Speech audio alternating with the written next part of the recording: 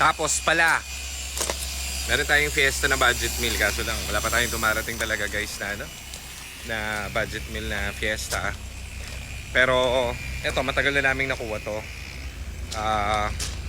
Ngayon na lang kasi nagkaroon ng space dito. And, niready mo na lahat ng parts nitong unit na to. So, 2012 to na 2011 yata or 2012. Pares lang naman yan. So, ang bumili nito is minessage ako directly. So, sabi niya, sir, ganito, ganyan, ganyan. Naintindihan ko naman. So, siningit ko na siya. Hindi naman sa siningit, pero dati pa siya nag-aantay. So, sabi ko, sige, pag may parating, hindi ko na ipopost, i-ready ko sa'yo. So, ito yung nakuha niya, 2012. Dumalaw siya rito parang 2 days ago. Sama niya yung misis niya. So, pangarap niya daw talaga yung makabili ng, ng unit sa atin. Kasi, yun nga, nanonood siya ng mga, salamat sir, nanonood siya ng mga reviews natin and mga vlog natin, daily vlog dito sa shop. So, ano siya paano ba explain? Pinag-ipunan niya yung unit talaga. Nag-ipon talaga siya para makabili siya ng first car niya. Tapos, hanap siya ng hanap. Yan, check siya ng check. Actually, dahil nga nagkakaubusan at wala naman kami ma-offer na 2012, may mga nakita siyang 2012 na Fiesta sa labas. Sinasanggunin niya sa akin. So, okay lang yan. Kahit naman di galing sa amin, tutulungan ka pa rin namin. Walang problem. Basta you need help at kaya naman natin bigay, di go tayo doon, di ba? Walang problem. So, nakakita siya ng Fiesta sa labas na pinapacheck niya. Sabi niya, okay ba to? Ganto, ganyan. Pinapago ko sa kanya. Sabi ko, nag-inquire sa amin yan. Mukhang maganda yan. Ang problem lang dyan, masyadong mataas yung price na kahit naman bilhin namin, hindi namin mabibenta yan ng mas higher doon. So, kung ikaw naman ang bibili ng unit na yan directly, edi mas okay. Mas makikinabang ka kasi maganda yung unit and everything. Kaso lang, don't take our word kasi hindi pa namin na-i-inspect yan at hindi pa namin na-check. Nag-inquire lang sa amin yan. So, yung mga Ford kasi na owners, sa amin muna yun mag-i-inquire bago nila i-post sa marketplace. So, kami yung nag-filter nun kung okay yung papers, okay yung engine, okay yung ganito, okay ganyan. So sabi ko, dahil ikaw mismo ang nag-message dyan directly sa nag-i-inquire, make sure okay yung papers, okay yung ganito ang i-check mo. So pinuntahan niya yon yung nagsisell ng kotse, wala palang papel. So sabi ko, ayun lang ang masama. So wag mo bibilin. May problem pala ang papers, kaya pala ganun. So, ganun pa rin, dahil nga para matapos na ang kalbaryo niya kakahanap ng 2012 dahil si sir sa may alam ko Antipolo siya located, tapos nagka-tricycle siya doon.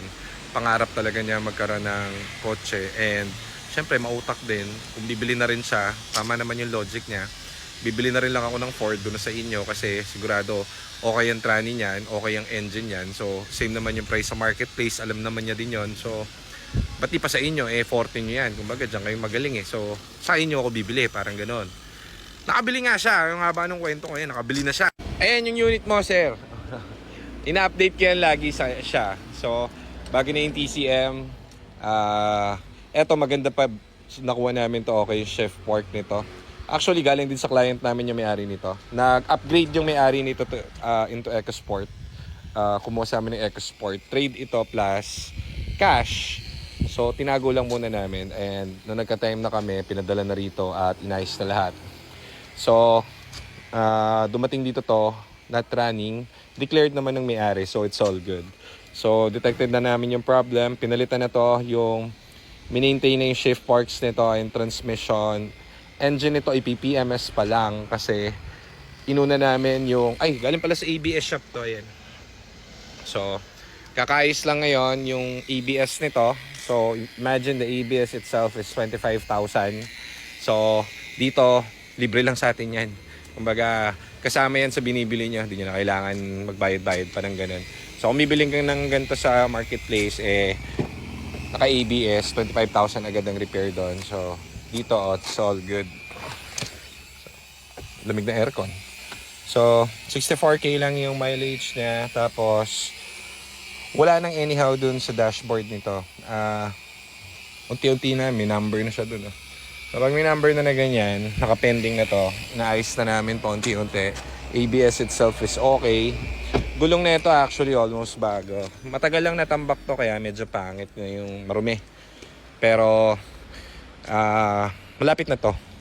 Abangan mo to sir, alam mo naman. Tinatrabaho natin yung unit. Ito for release na natin, ito yung 2012 natin, so it's all good.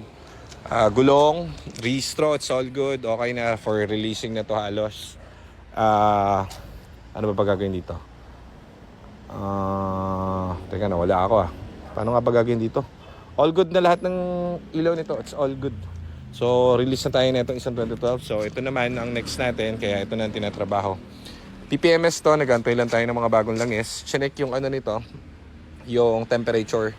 So, isang buong araw nakabukas to kahapon. Tapos, dinala sa ABS shop para gawin yung mismong ABS module. Para hindi magkaka-problem in the future. So, yan. Pogi.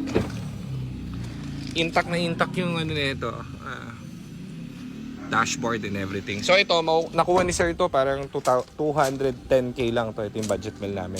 Sa labas to, ang bentahan nito is around 190 to 200. 210k. 190 to 210k din naman. So, it's the same. So, dito lang kayo bumili dun sa may alam sa Ford para hindi kayo mapano.